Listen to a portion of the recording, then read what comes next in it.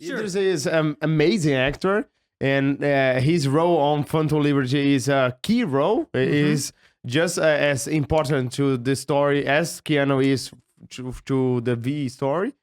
So we want to know what great learnings you get had from Idris Elba. Oh, yeah. So with Idris Elba, the situation was a bit different than with Keanu. So with Keanu, as I said, like we had the role written, then we casted him for that role, and then from there we wrote more quests, more scenes. But there was something that we were casting for. In case of Idris, it was a bit different. From the very beginning, we were looking for a protagonist, a person that would like sort of carry with his charisma, with his presence on a screen, the expansion. We knew that roughly, we had an idea of like what kind of character he could be, playing this FIA agent and so on. That was very, very early, but that was kind of it. Like we didn't have anything else. And at this point, we started looking for actors that we could actually get for this role. And very early, actually, like before we had the whole story wrapped up, we had his agreement. And Idris in this case, and Idris said that he wants to do it, that he never done it before, that he's really into trying. And one thing that because like I had occasion to talk to Idris multiple times about his role, and I can tell you about this actually because there are some interesting details that you probably wouldn't expect, but about that in a second. Idris is actually really open when it comes to new technologies. He's a guy who's actually like learning Unreal on his own. Oh, really? Oh. Yeah. He's like, because like, he believes in democratization of cinematography. He wants to, because like, I don't know if you know him as a person, but basically he's like really invested into in charity work.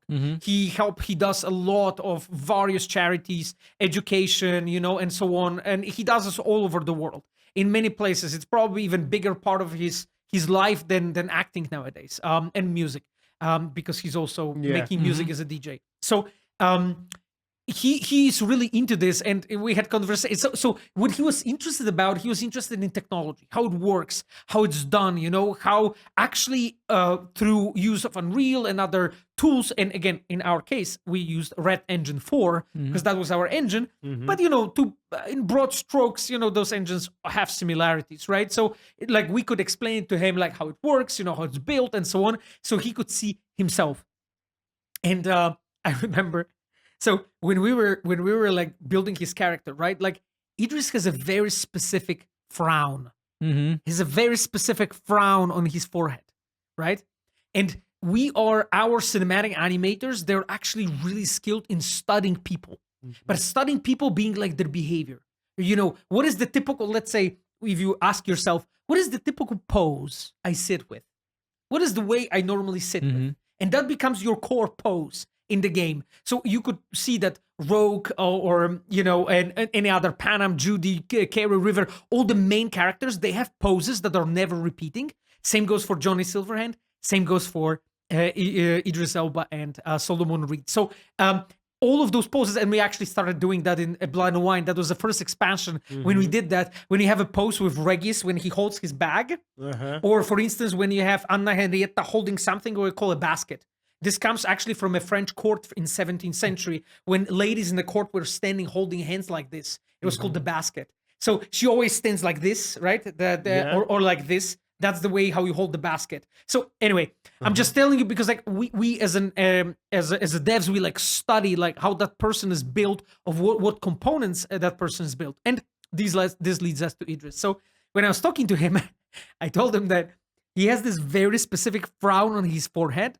And we couldn't make it right with our rig of our faces. So I don't know if you know what rig is. So rig is like a skeleton, right? When you're like making an animation, you have like that bone structure of the face that you attach the points that you're moving when you're animating a face. So the rig is done in a universal way. So you normally make a rig so that you can use it in different characters, different body types, taller people, shorter people, like bigger builds, smaller builds, and in case of faces, that's kind of the same. You have like a universal build, and we couldn't get his frown right. because his frown is so specific, you know, that it has, that we had to like go in, and our cinematic animators and riggers, they had to go in and modify a rig of our face to make sure to get his frown right. Because like I remember when Idris like saw himself for the first time in a game, he was like, this really looks like me. Because he really does look like himself. Exactly. He does exact same frown. And you know, for instance, there is a thing like his left lid is slower than his right lid. Right? It is. And in the game, when I see him act, I can see that. In the movies, when he acts, I can see that.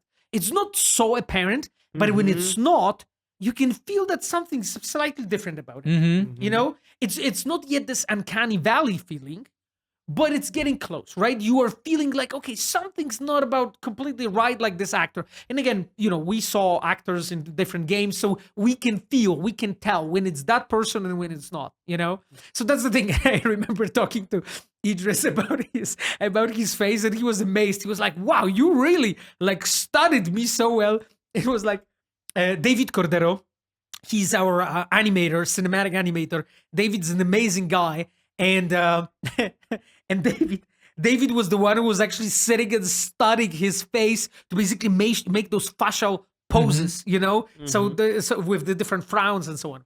Anyway, so but that is about Idris' frown. So so when it comes to him, like really important for him was to just get to see the technology also, you know, get to see, he was just interested into this, you know, he was curious how it goes.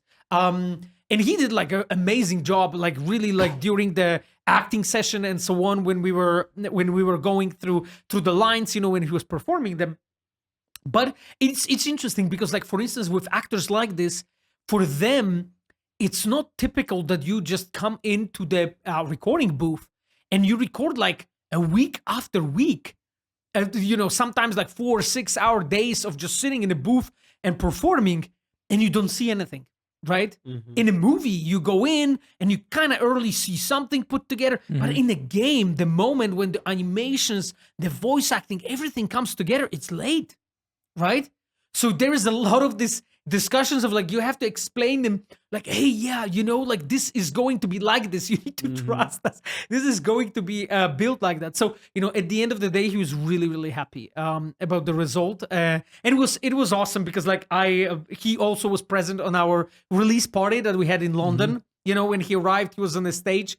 I had a chance also to sit and chat with him and so on, and with other people. So it was a great moment. And honestly, I really love working with people like this, you know, when they're like Keanu or like Idris. So they are like the stars. They're basically like the biggest stars we have currently. But in the same time, there's this humbleness to it. You know, you can see that they're professionals. You know, they come in, they perform the lines, even when it's like Keanu performing grunts over and over, you know, like, ugh. You know, those are grunts, right? those lines when they do that. Even performing lines like this for like even for combat sequences and so on, when they don't know the context, they still do it right and try to do it best.